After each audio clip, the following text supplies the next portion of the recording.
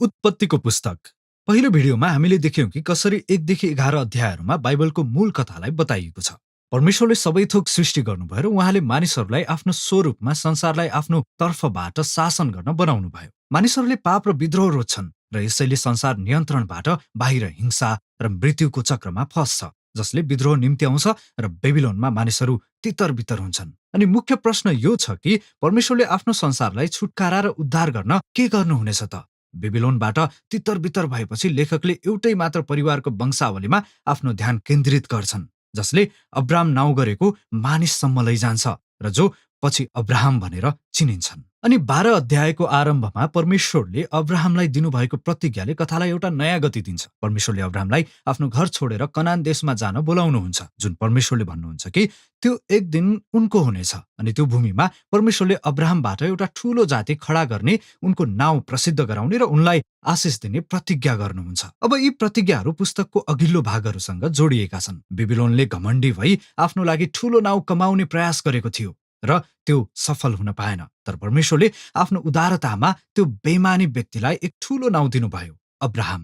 अब्राहमलाई परमेश्वरले दिनुभएको आशिषमा त्यो मूल आशिषको झलक देखिन्छ, जुन सुरुमा परमेश्वरले मानव जातिलाई दिनुभएको थियो। त्यसो भए प्रश्न यो हो कि परमेश्वरले किन अब्राहम र उनको परिवारलाई आशिष दिनुहुनेछ त? अनि परमेश्वरको प्रतिज्ञाको अन्तिम पंक्तिले यो स्पष्ट पार्छ, ताकि तँमा नै पृथ्वीका सबै परिवारहरूले आशिष पाउनेछन्। अब यो बाइबलको सम्पूर्ण कथालाई बुझ्नको लागि चाबी हो। परमेश्वरको योजना भनेको अब्राहमको परिवारद्वारा उहाँको विद्रोही संसारलाई बचाएर आशिष दिनु थियो। अनि यसैले पुरानो करारको बाँकी सम्पूर्ण कथाले यो एउटा परिवारमा मात्र ध्यान केन्द्रित गर्दछ, जसलाई पछि इस्राएलका मानिसहरू भनियो। अनि यही कारणले पनि इस्राएललाई पछि सिनै पर्वतमा पुजारीहरूको राज्य भनिएको हुन्छ। परमेश्वरले तिनीहरूलाई अरू सबै राष्ट्रहरूलाई उहाँ कस्तो हुनुहुन्छ भनेर देखाउनको लागि प्रयोग गर्न चाहनुहुन्छ। अनि अन्ततः यो त्यही प्रतिज्ञा हो जुन पछिका बाइबलीय अगमवक्ताहरू र कविहरूले प्रयोग गर्दै यसो भन्छन् कि यो प्रतिज्ञाको पूर्णता इस्राएलको मसीही राजा मार्फत हुनेछ, जसको शासनले सबै राष्ट्रहरूमा न्याय र शान्ति ल्याउनेछ। अब कथाको यो भागसम्ममा ती मध्ये कुनै पनि स्पष्ट छैन। तपाईले यसलाई पढिरहनुपर्छ र प्रतिज्ञा विकास भएको हेर्नुपर्छ। पुस्तकको बाँकी भाग अब्राहम र उनको परिवारमा केन्द्रित छ।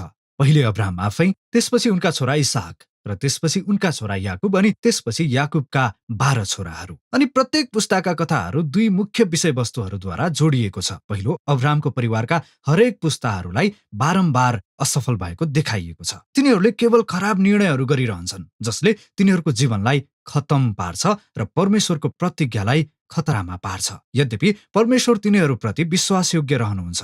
उहाँले तिनीहरूलाई तिनीहरूदेखि नै उद्धार गरिरहनुहुन्छ र तिनीहरूको असफलताको बावजुद तिनीहरूलाई आशिष दिने अनि तिनीहरूद्वारा राष्ट्रहरूलाई आशिष दिने आफ्नो प्रतिबद्धतालाई पुनः पुष्टि गरिरहनुहुन्छ। अब्राहमका कथाहरू परमेश्वरले अब्राहमलाई एउटा ठूलो परिवार दिने प्रतिज्ञा गर्नुभएको थियो, तर दुई फरक घटनामा अन्य पुरुषहरू आफ्नी पत्नीप्रति आकर्षित भएका कारण उनी डराउँछन्, अनि त्यसैले उनले उनीसँग विवाह गरेको कुरालाई पनि इन्कार गर्छन्, जसले विभिन्न प्रकारका समस्याहरू झेल्नु पर्छ। त्यति मात्र होइन, अब्राहम र उनकी पत्नी साराले सन्तान जन्माउन सकेका थिएनन्, अनि त्यसैले साराले अब्राहमलाई आफ्नी कमारीसँग सुत्ने व्यवस्था गर्छिन्, जसको कारणले परिवारमा समस्याहरू सृजना गर्छ। तर प्रत्येक पटक परमेश्वरले अब्राहमलाई बचाउनुहुन्छ। अनि 15 र 17 अध्यायहरूमा परमेश्वरले अब्राहमसँग गर्नुभएको आफ्नो प्रतिज्ञाको एक आधिकारिक नाम दिनुहुन्छ, जसलाई करार भनिन्छ। यो निकै प्रख्यात दृश्य हो। परमेश्वरले अब्राहमलाई रातको ताराहरू हेर्न र गन्न बोलाउनुहुन्छ, अनि उहाँले भन्नुहुन्छ, तेरा सन्तानहरू पनि त्यस्तै असंख्य हुनेछन्। अनि सबै बाधाहरूको बावजुद उनको न त कुनै सन्तान भएको थियो, न त सन्तान हुने विकल्प नै। तरै पनि अब्राहमले आकाशमा हेर्छन् र परमेश्वरको प्रतिज्ञामा भरोसा गर्छन्। अनि परमेश्वरले अब्राहमसँग करार बाँध्नुहुन्छ र प्रतिज्ञा गर्नुहुन्छ कि उनी धेरै राष्ट्रहरूको पिता बन्नेछन्, जसद्वारा परमेश्वरको आशिष सारा संसारमा पुग्नेछ। परमेश्वरले अब्राहमलाई आफ्नो परिवारलाई करारको चिन्ह लगाउन भन्नुहुन्छ, अर्थात् परिवारका हरेक पुरुषको खतना गर्नु। यो चिन्ह तिनीहरूलाई यो कुराको याद गराउनको निम्ति थियो कि तिनीहरूको परिवारको फलदायिता परमेश्वरको उपहार हो। अनि अब्राहमको धेरै सन्तानहरू भए र उनको बुढेसकालमा राम्रोसँग मृत्यु भयो। अब याकुबको कथाहरूले यी विषयवस्तुहरूलाई अझ नाटकीय रूपमा प्रस्तुत गर्दछ। जन्मदेखि नै याकुब आफ्नो नामको अर्थमा बाँच्छन्, जसको अर्थ छली हो। याकुबले एसावको ज्येष्ठ अधिकार र आशिष चोर्छन्। उनले आफ्नो दाजु एसावलाई धोका दिन्छन् र आफ्नो वृद्ध बुबालाई छल गरेर एसावको उत्तराधिकार र आशिष चोर्छन्, अनि त्यसपछि उनी त्यहाँबाट भाग्छन्। उनले 4वटा पत्नीहरू बनाउँछन्। यद्यपि उनले वास्तवमा एउटी राहेललाई मात्र प्रेम गर्छन् अनि यसले परिवारमा सबै प्रकारका होडबाजीको सृजना गर्दछ। याकुबलाई नम्र बनाउने एउटै कुरा भनेको उनको मामा लाबानले दिएको धोका थियो, जसले उनलाई वर्षौंदेखि छल गरिरहेका थिए। अब परिस्थिति याकुबको विरुद्ध बदलिएको थियो अनि यसैले याकुब नम्र भएर आफ्नो देशमा फर्कन्छन् अनि एक निकै अनौठो कथामा याकुबले परमेश्वरसँग आशिष माग्दै गर्दा उहाँसँग कुस्ती खेल्छन्। वास्तवमै कतिपय कुराहरू कहिल्यै परिवर्तन हुँदैनन्, होइन र? यद्यपि परमेश्वरले उनको दृढ संकल्पको सम्मान गर्नुहुन्छ र उहाँले अब्राहमको आशिष उनलाई दिनुहुन्छ अनि उहाँले याकुबलाई नयाँ नाउँ दिनुहुन्छ, इस्राएल, जसको अर्थ हो परमेश्वरसँग लडाई गर्ने। अब यो पुस्तकको अन्तिम भाग हो याकुबका छोराहरूको कथा, जहाँ सबै विषयवस्तुहरू एक मुख्य विषयसँग मिल्न जान्छन्। याकुबले योसेफलाई अरू छोराहरूलाई भन्दा बढी माया गर्थे अनि उनको निम्ति राम्रा बुट्टाहरू भएको कपडा दिन्छन्। यसैले उनका 10 ठूला छोराहरूले योसेफलाई घृणा गर्न थाले अनि उनलाई अपहरण गरेर मार्ने योजना बनाए, तर यसको सट्टा तिनीहरूले उनलाई मिस्रमा दासको रूपमा बेच्ने निर्णय गरे, जहाँ उनी झ्यालखानमा पुग्दछन्। पारिवारिक असफलताको कुरा हेर्नुहोस् त। तर परमेश्वर योसेफसँग हुनुहुन्छ र उहाँले योसेफलाई झ्यालखानाबाट छुटाउने योजना बनाउनुहुन्छ अनि फारोले योसेफलाई सम्पूर्ण मिस्रको दोस्रो प्रशासकको रूपमा नियुक्त गर्दछन् अनि योसेफले मिस्र देशलाई अनिकालबाट बचाउँछन् अनि उनले आफ्ना दाजुभाइ र परिवारलाई पनि भोकले मर्नबाट बचाउँछन्। अनि एकपटक फेरि हामी अब्राहमको परिवारको मूर्खता र पापलाई परमेश्वरको विश्वासयोग्यताले भेटेको देख्न सक्छौं। परमेश्वरले योसेफका दाजुहरूले बनाएको दुष्ट योजनालाई उल्टाएर जीवन बचाउने अवसरको सृजना गर्नुहुन्छ अनि यही कुरालाई योसेफले यो पुस्तकको अन्ततिर भनेका छन्। उनले आफ्ना दाजुहरूलाई भन्छन्, तिमीहरूले हानि गर्ने विचार गरेका थियौ, तर परमेश्वरले भलाइ गर्ने विचार गर्नुभयो ताकि धेरैको जीवन बाँच्न सकोस्।